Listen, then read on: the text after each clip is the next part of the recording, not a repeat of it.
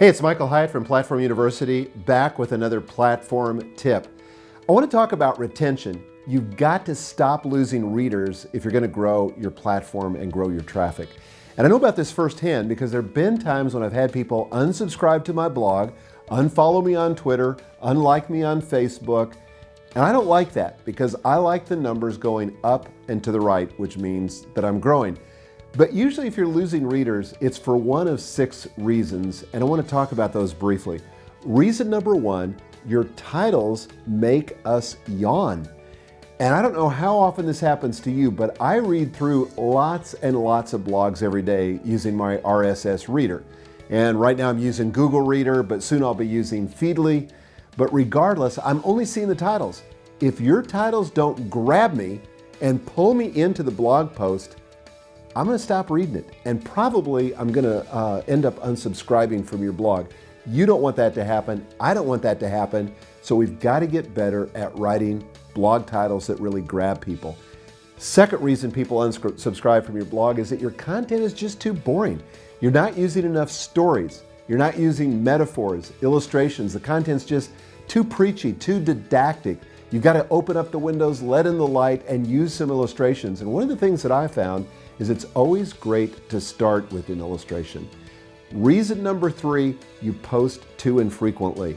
You know, you're hot this week, not so much next week. Maybe do 3 posts in a row and then you don't post for a while. But you've got to be consistent. If you're not consistent, people forget about you and they end up unsubscribing from you. Reason number 4, your posts are too long. And I know I have a tendency to go long myself, but you've got to get it tighter. It's got to be briefer. It's got to be more scannable. The content's got to be more easily accessed.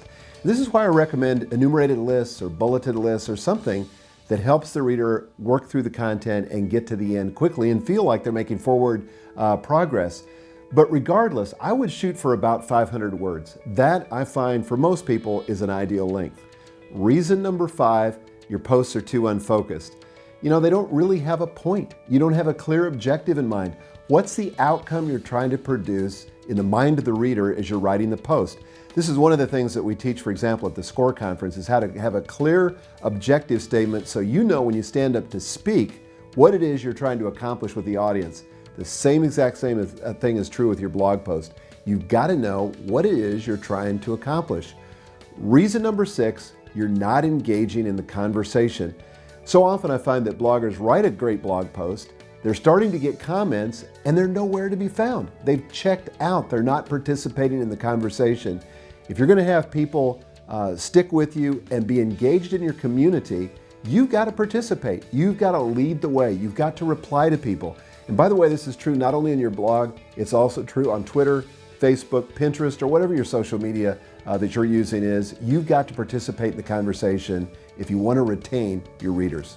So if you want to grow your traffic, you've got to retain the readers you have. You've got to stop losing them. And the best way to do that is to follow the tips that I just gave you. And if you've enjoyed this, we've got lots more at platformuniversity.com. Hope to see you there.